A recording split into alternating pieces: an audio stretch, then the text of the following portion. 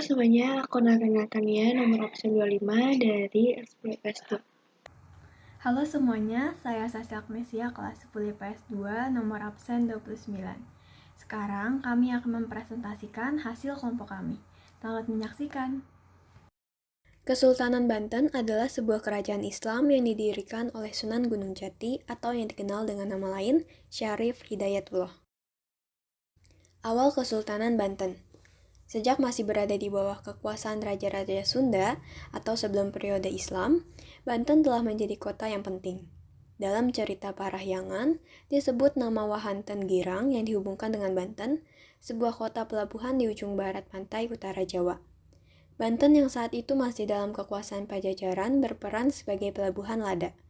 Kedudukannya menempati urutan kedua setelah Sunda Kelapa.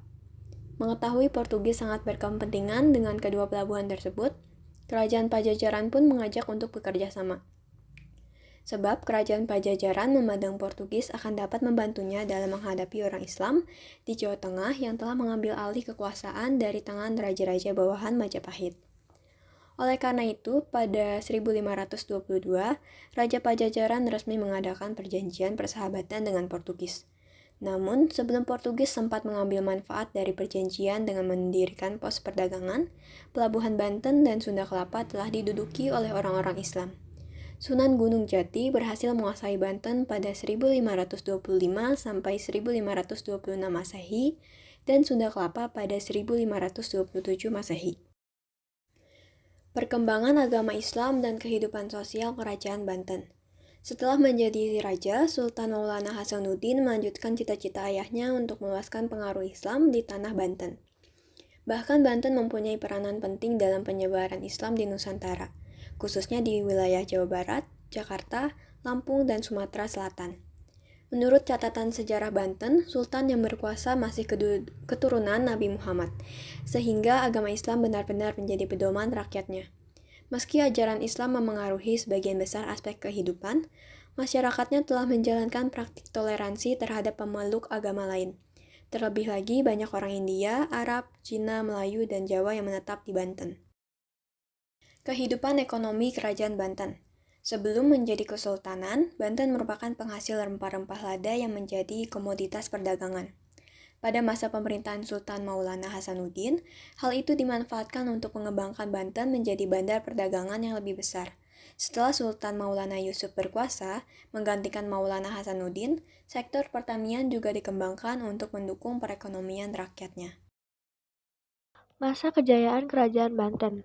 Kerajaan Banten berhasil mencapai puncak kejayaan pada masa pemerintahan Sultan Ageng Tirtayasa.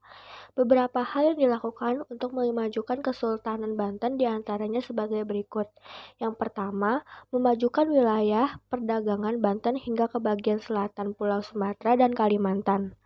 Banten dijadikan tempat perdagangan internasional yang mempertemukan pedagang lokal dengan pedagang Eropa. Memajukan pendidikan dan kebudayaan Islam, melakukan modernisasi bangunan keraton dengan bantuan arsitektur Lukas Kardel, membangun armada laut untuk melindungi perdagangan dari kerajaan lain dan serangan pasukan Eropa. Selain itu, Sultan Ageng Tirtayasa dikenal sebagai raja yang gigih menentang penduduk VOC di Indonesia. Di bawah kekuasaannya, kekuatan politik dan angkatan perang Banten maju pesat. Raja-raja Kesultanan Banten. Berikut ini adalah nama raja-raja dari Kesultanan Banten. Yang pertama, ada Sultan Maulana Hasanuddin atau Pangeran Sabakingkin. Kedua, ada Sultan Maulana Yusuf atau Pangeran Pasarean. Ketiga, Sultan Maulana Muhammad atau Pangeran Sedang Rana. Keempat, Sultan Abdul Mafakir Muhammad Abdul Qadir atau Pangeran Ratu. Kelima, Sultan Abu al-Ma'ali Ahmad atau Pangeran Anom. Keenam, Sultan Ageng Tirtayasa atau Abu al-Fat Abdul Fatah. Raja-raja yang berkuasa berikutnya bukanlah raja-raja yang kuat. Hal ini membawa kemunduran bagi Kerajaan Banten. Kemunduran Kerajaan Banten. Kegigihan Sultan Ageng Tirtayasa dalam melawan VOC mendorong Belanda melakukan politik adu domba. Politik adu domba ditujukan kepada Sultan Ageng Tirtayasa dengan putranya, Sultan Haji yang kala itu sedang terlibat konflik. Siasat VOC pun berhasil, hingga Sultan Haji mau bekerjasama dengan Belanda demi meruntuhkan kekuasaan ayahnya. Pada 1683, Sultan Ageng Tirtayasa ditangkap dan dipenjara sehingga harus menyerahkan kekuasaannya kepada putranya. Penangkapan Sultan Ageng Tirtayasa menjadi tanda berkibar kekuasaan VOC di Banten. Meski Sultan Abu Nasr Abdul Qahar atau Sultan Haji diangkat menjadi raja, tetapi pengangkatan tersebut disertai beberapa persyaratan yang tertuang dalam Perjanjian Banten. Sejak saat itu, Kesultanan Banten tidak lagi memiliki kedaulatan atau penderitaan rakyat semakin berat.